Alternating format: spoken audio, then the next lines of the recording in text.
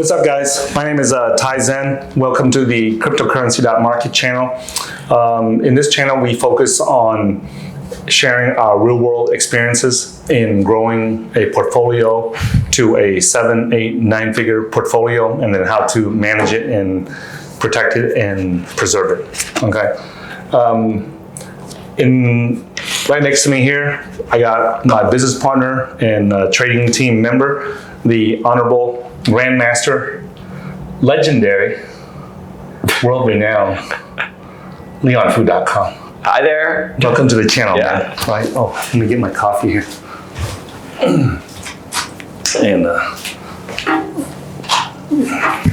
so, you want to tell everybody where we're at? Yeah, we are at the new Thai food office in JLT, which stands for Jeremiah Lake Towers. Yeah. There's a nice artificial lake outside. Okay, but And, that's why it's called JLT. do you care to tell people what city were you in? Yeah, we're in Dubai. Okay. We're in Dubai. Yeah, we you tell them about the lake and everything. Yeah. They don't even know what country we're in. We are in Dubai. We are a free zone company located in DMCC, which stands for Dubai Multi-Commodity Center, right? Yeah. DMCC, and we're located in the district of JLT, or Jeremiah Lake Towers.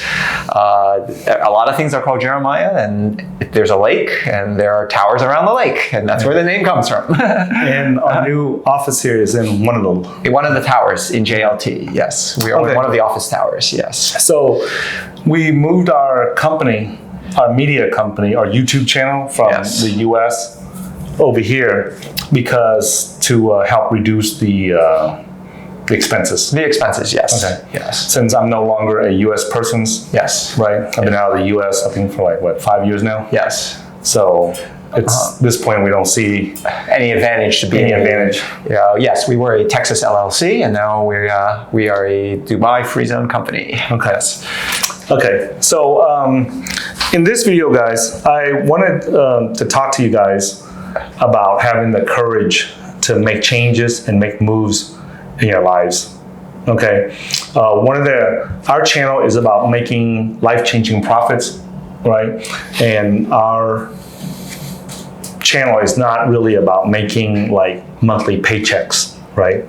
Everything, all the trades that we make, all the investments that we make is to make life-changing profits. And life-changing profits is when you make a profit that has a long-term permanent effect on your life. Yes. Permanent change in your life, or near permanent change in your life. Yes, right? it is a quantum leap over where you were. Yeah. A totally different, an event that totally reshapes how you live. Yeah. And it could be something as simple as getting married, buying a new home, buying a new car, or moving to a new country.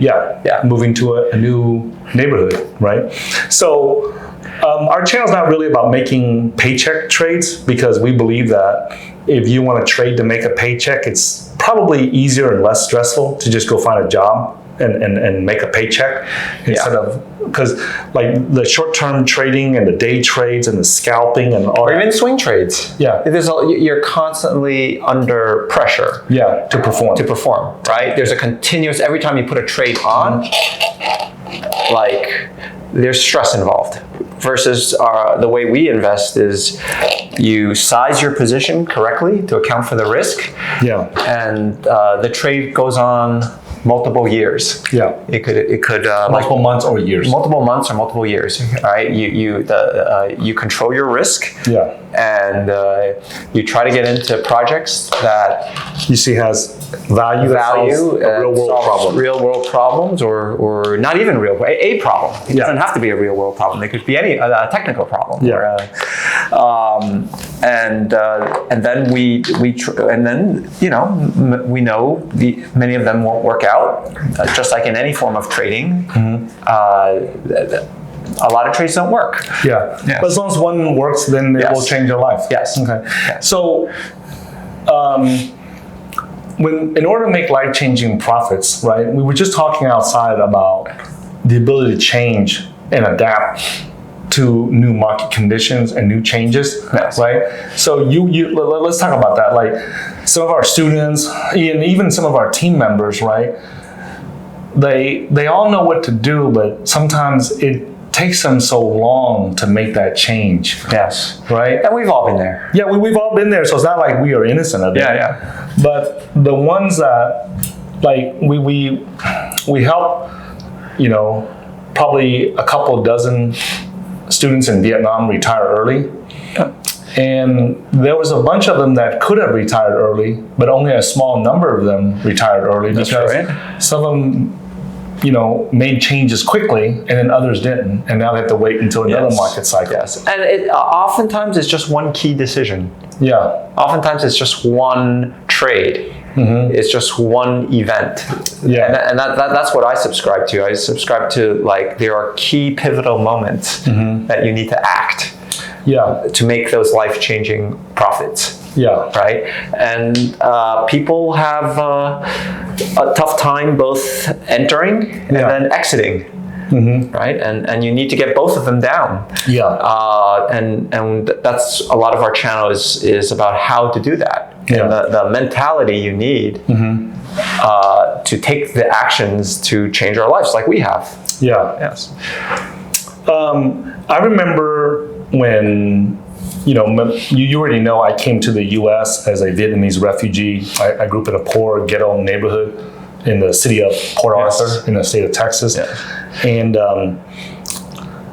all I knew about making money was messing with drugs in the neighborhood because everybody was selling drugs. Everybody was Wasn't selling working? drugs. Yeah, Did it work? It didn't work because everybody that I saw sell drugs go to prison. Within just a few months, they would go to prison. So why do they keep doing it? Well, why did I choose to do it? And when you saw it wasn't working, why did you keep doing it? Yeah, and Why did you ever ask yourself, "Hey, man, this isn't working. Yeah, this isn't working. Like I gotta maybe figure something else out." Did that ever cross your mind? Yeah, it crossed my mind, because first of all, why did I get into it? Well, Because your friends were getting into it. Yeah, everyone in my neighborhood was selling drugs. Yeah, right? that's right. That's right. So But was it working for anybody? Yes and no, because I was so poor at that time, you know, that even if you had 50 cents or $1, you had more than me. And so I thought that was working. Okay. It's sad, but that's how it was. So right? even though it really wasn't working. Yeah, so the fact that you can drink a bottle of water, buy a bottle of water when you wanted to, and I couldn't. Yeah. Or you could buy a coffee when you wanted to, and I couldn't. Yeah. As sad as it is, you were doing better than me. So when you say, hey, is the guys selling drugs, was it working? Like, did you see the results that you wanted? But is that all you wanted? You just wanted to be buy a bottle of water? Well, just anything that, just being able to buy a cheeseburger or a hamburger whenever you wanted to, or an ice cream whenever you wanted to. Okay, so at that stage in your life, that was life changing. Yeah, that was life changing. Yeah, that was life changing. So we made our theme, like if you go to our website, it's life changing profits, right? So we that's our part of our methodology is to what do we need to do to permanently change our life, and that's different depending on who we are and what stage of life we're in, and it was different from where you were. But we talk about courage, and you've always told me how, come on, we're in Texas. It's one of the wealthiest states. There's no lack of opportunity in Texas, but you always said to me that you were scared to make that change. That even though Houston was 90 minutes away.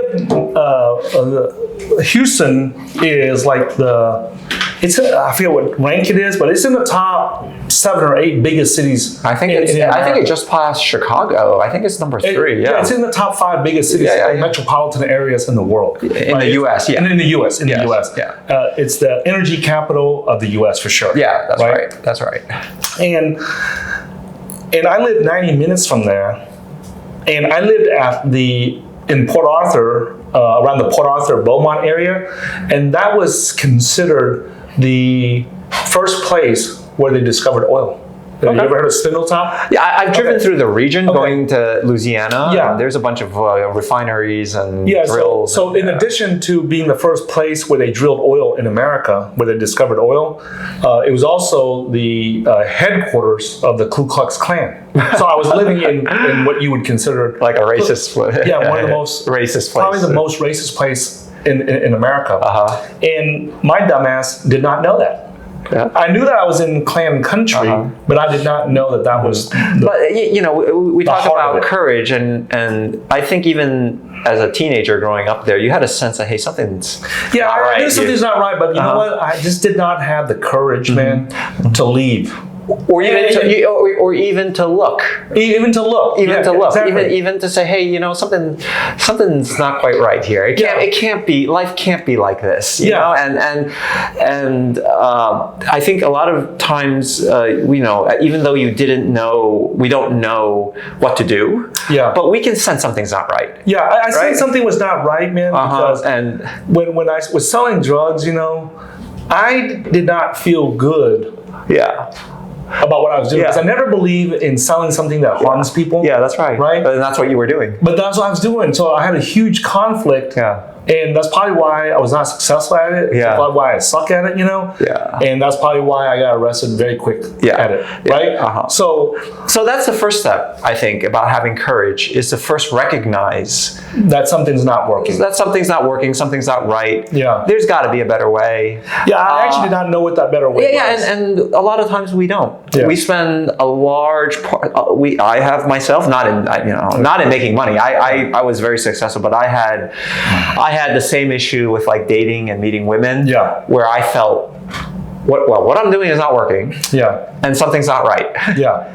And I don't know what it is. You don't know what the better solution is. I don't know what the better solution is. But just the fact that I felt that was enough to say, hey, I got to start looking. Yeah. I don't know what I'm looking for yet. Yeah. Right? But I need to start asking questions as why am I experiencing this? Or sometimes it's just speculating. Like is it this? Is it A? Like I would ask, and that's how I got into the quote unquote community. And the guys would tell me, oh, Leon, you got to dress better. Yeah. Or hey, you're not leaning back. That was the one thing. Or hey, you got to use these lines. Yeah. Or you got to do a takeaway. Or you know, all of these things. And I said, oh, okay, I'll try, right? Yeah. But it's still not working. Right?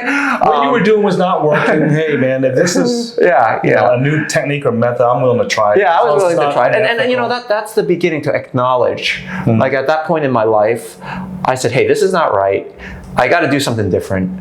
I don't know what it is yet. Yeah.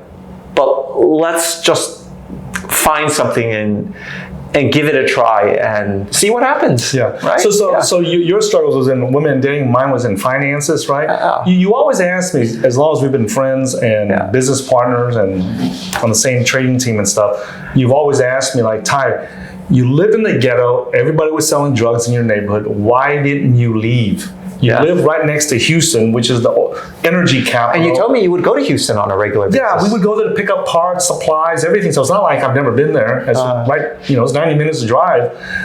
But the thing that scared me was because I grew up and my family, my dad, you know, he kept telling me that, hey, if you leave me, you will suffer.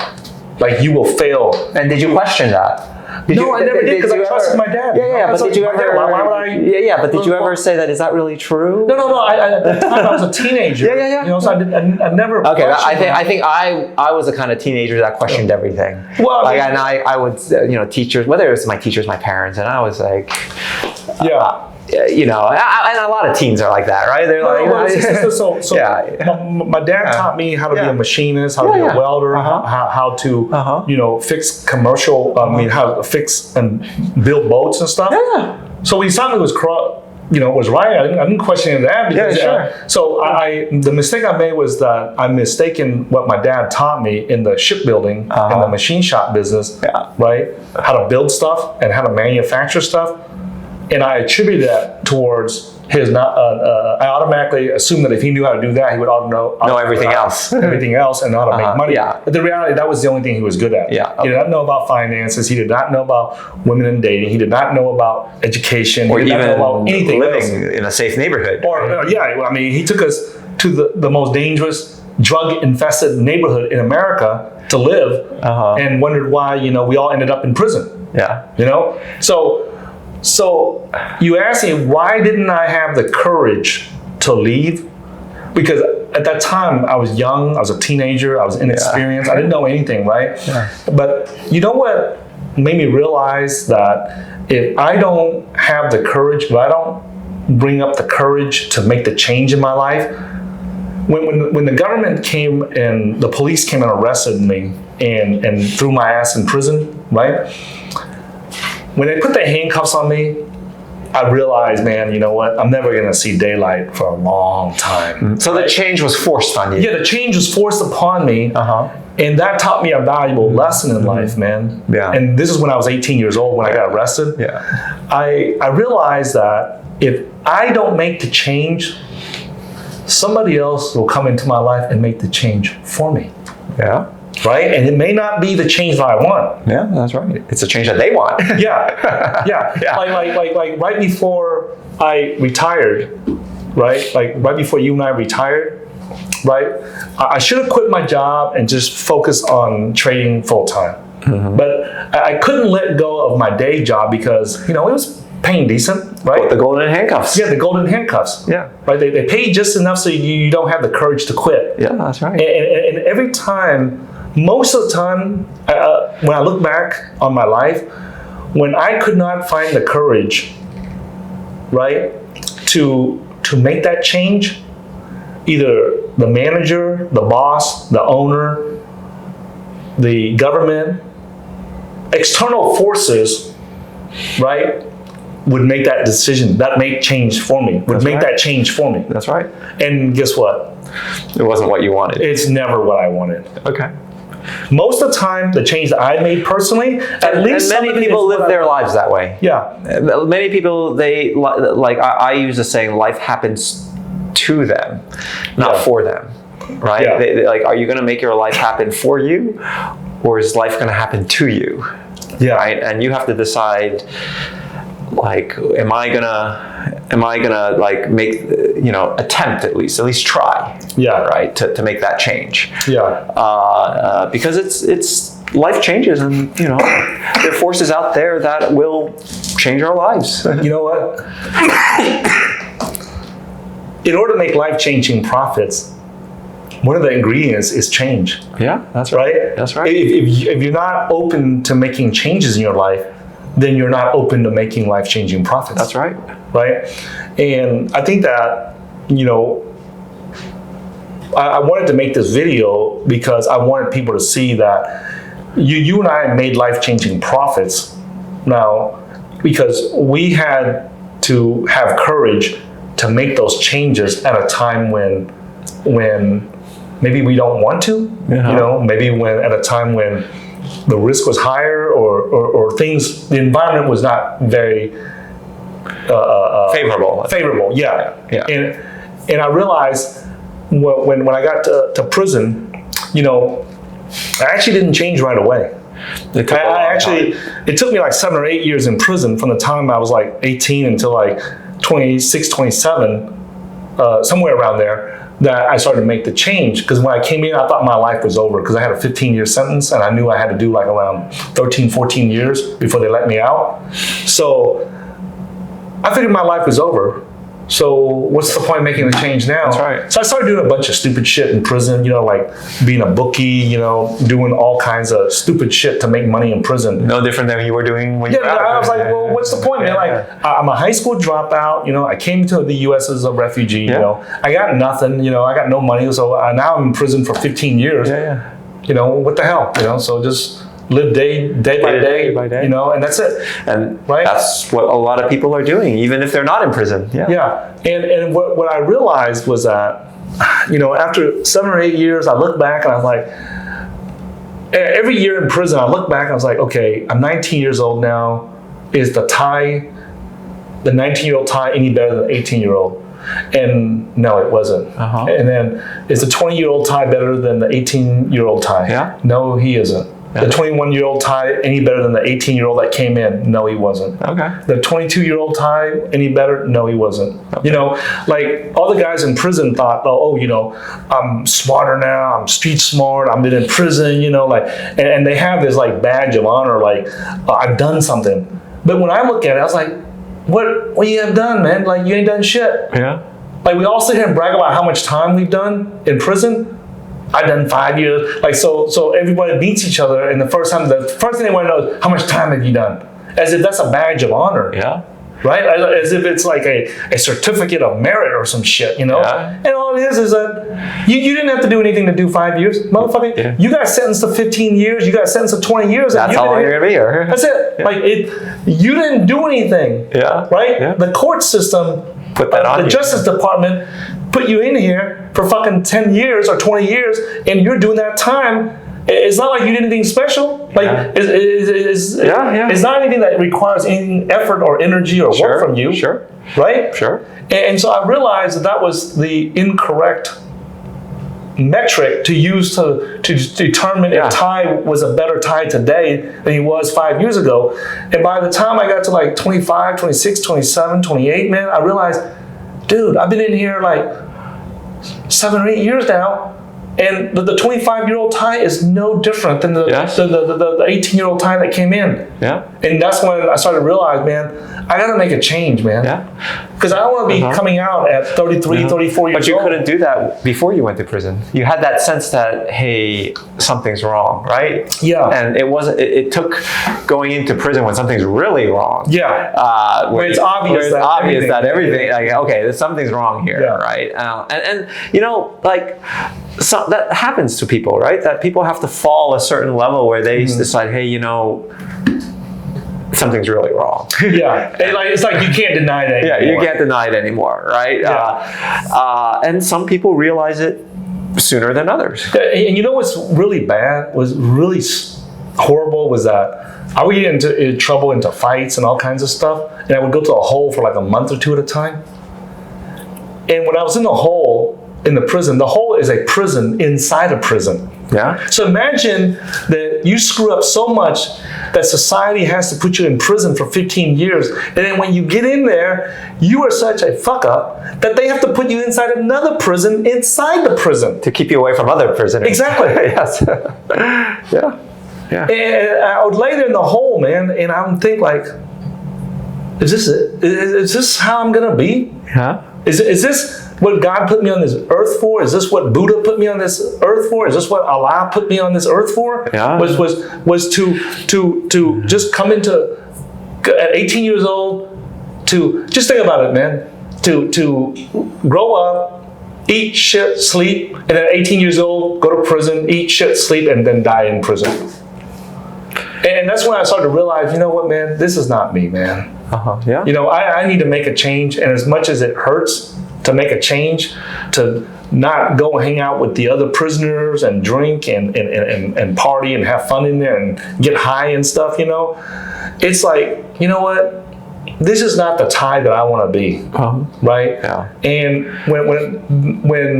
and then I remember back that when I was 18 and I was selling drugs and I didn't want to sell drugs anymore, I should have changed instead of letting the government come in and make that decision to change me for me. Yeah. Right? Yeah, but you know, a lot of people have to fall that far, right? Yeah. You know, it's really, it's up to us, right? I realize now, you know, that like when, after you and I retired in 2017, you know that was a really big decision for me to give up the U.S. It was? You know, because you and I had, and David. I think for your wife too. For the whole family. The whole family. Because I've been in the U.S. for 40 years, and now to just get up and leave, you know, and never come back again, that was a huge decision. Remember, we had to go to L.A., talk to a bunch of attorneys, go talk to immigration lawyers, all kinds of shit before I finally made the decision to say, okay, this is it. Yeah. Cut ties. And once I made that decision, and then within 2 months, I was out of the U.S. Yeah. Right. It took us, I think, like from maybe March until about. It took us like from around, I think, March. It took us like right after the boot camp we did, which is in April. Yeah, we went to see some attorneys. Yeah, we went to see some attorneys, talked to a bunch of people, and then I think I made the decision after you and I talked, discussed all the different angles. In around July or August, we made the decision that, okay, I'm going to leave the U.S. for good. And then within like a month and a half, 2 months, I was out of the U.S. Okay. Yeah. Now I've not looked back, and I'm grateful that I made a really tough decision at that time in my life, And then you and I did the research on it, and I made that tough decision to leave. And now we're sitting here in our new office again. Not again, but our new business office in this country of Dubai here, right? And this is also a big change. It is, yes. But I think that after you learn to practice courage and make these changes, it gets easier. It gets easier because this time when you and I, you moved from New Jersey, from Wall Street down to the state of Texas and lived in the city of Austin. I moved out of the U.S. and now we've made these. We had the courage to make these small changes before and relocate before, and so now to relocate our business from the U.S. to Dubai was not a big deal. No, it was not. Right, it was just a matter of going through the procedures and making sure we do it so everything is. Just understanding what all the legal stuff in Dubai is. Yeah, that's right. Right, so I think that if people. Instead of delaying things, instead of putting things off until they get fired, or until they lose the house, or until they lose the car, or until their wife or their partner leaves them or something, I think that if they make that decision early on, I think that reduces the pain and the suffering a lot more. That's true. Because even if you're wrong, at least it's on your terms and not on someone else's terms. That's right. Right? Like if I made the decision to quit drugs on my own, right? I would have still been poor, but at least I wouldn't have to serve 14 years in prison. That's right. That's right. Right? Uh-huh. And have Bubba and Leroy try to, screw me in the ass and shit. Yeah. Right? Yeah. So that's something that I think that, because if you don't practice courage in making changes in your life, then I think that the older that you get, the harder it becomes. It is, of course it's harder. I mean, we have life, we all get baggage over the years. Yeah, whether it's kids and wife, and even today, it's no longer just about us. Yeah. And that makes it more complicated, right? It's what's good for the kids, what does our wife want, and you got to find a solution that fits everybody. Yes. Yeah. So I made this video, guys, just because we were getting some coffee and we were talking about, how the decisions that Leon and I have made have led us here to Dubai.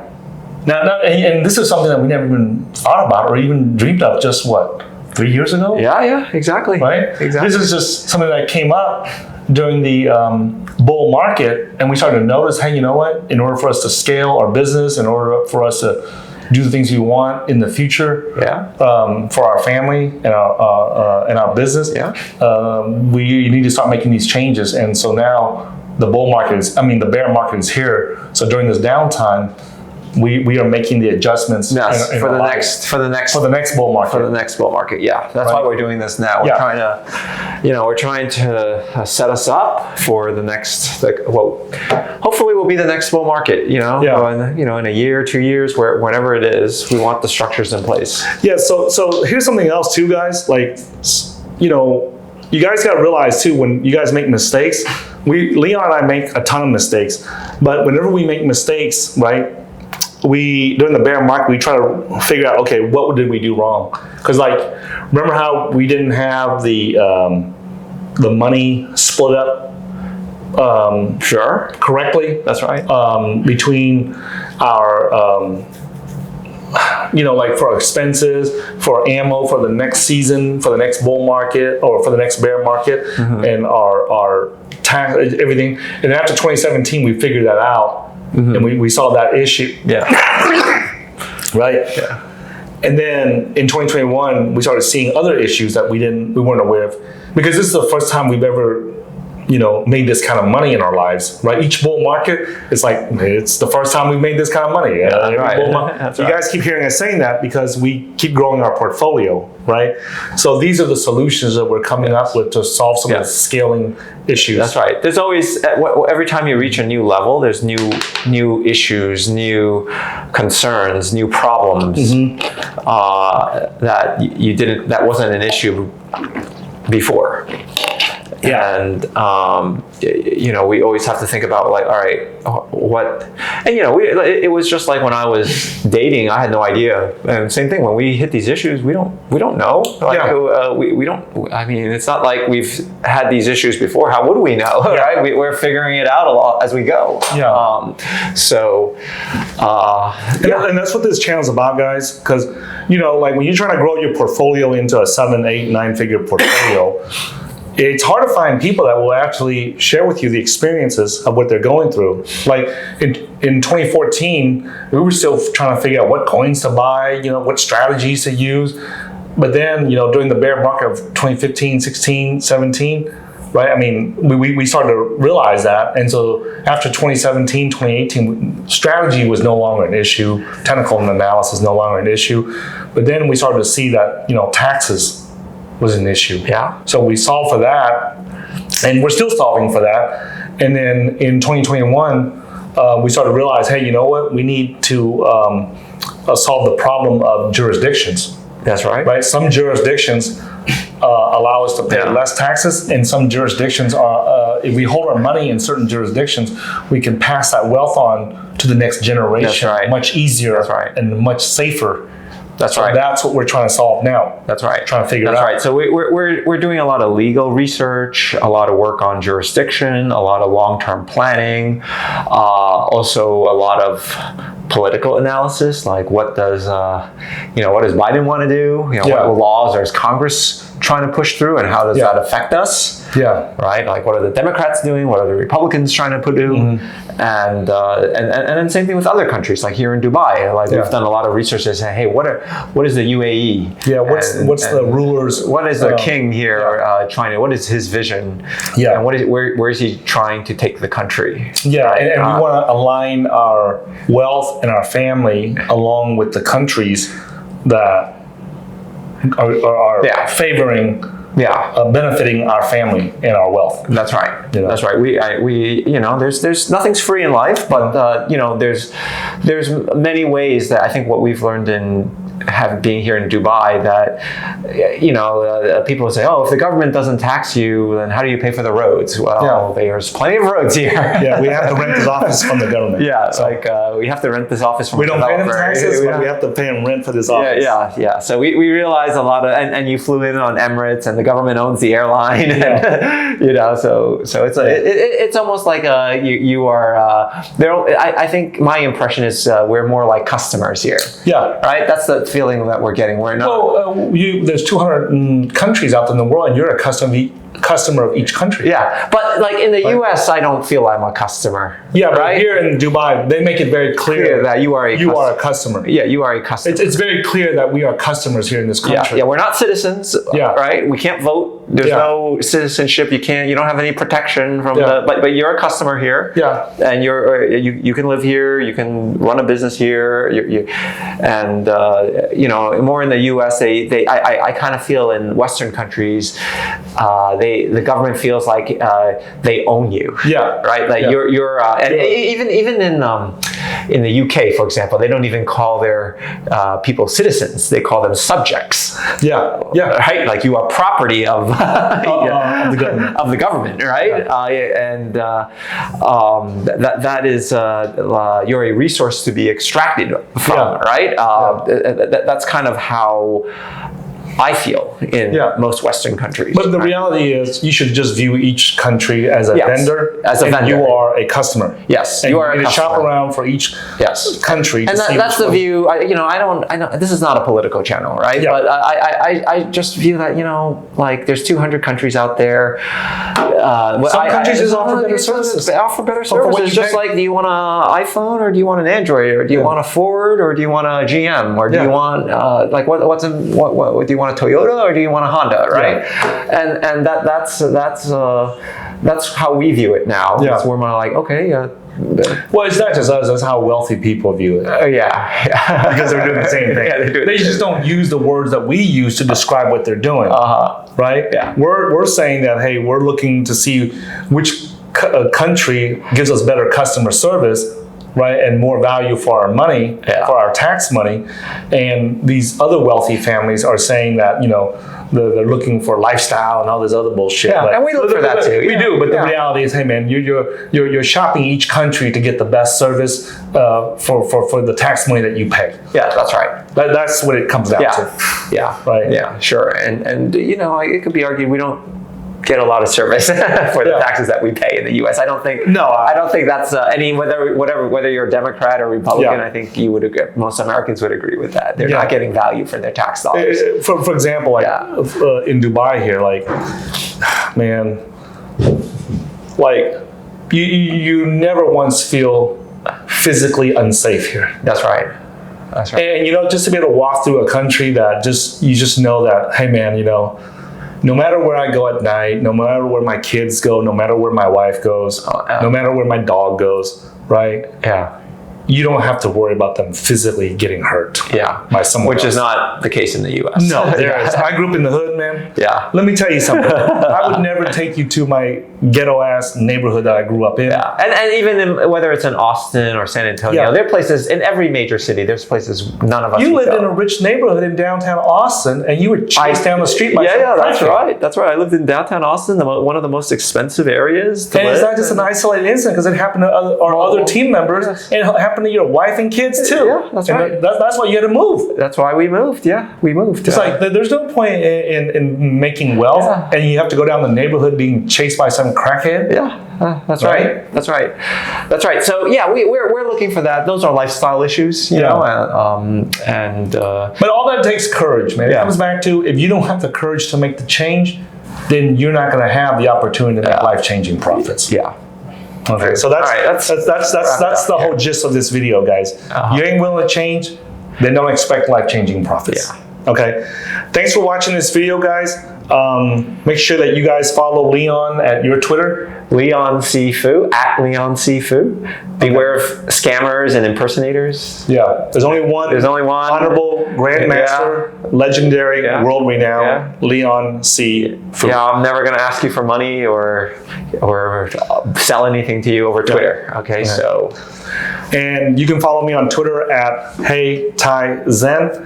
If you guys are interested in learning how Leon and I started from very little money and grew our portfolio into a 7, 8, 9-figure portfolio, right? I highly recommend that you guys get a copy of our cryptocurrency investing blueprint. It's at www.cryptocurrency.market/blueprint. In my opinion, it is the absolutely best crypto investing training out there on the planet, right? And it's not because I say so, it's because many of our students have applied what we taught in there, right? We don't teach any bullshit theory in there. We only teach you guys what we did on our team to get to a 7, 8, 9-figure portfolio, right? So if you want to waste years trying to figure it out, you're welcome to, but time and energy is a limited resource, and we highly recommend that you just learn it from someone that's already done it. So thanks for watching this video, and I'll look forward to seeing you guys in a future video. Thank you.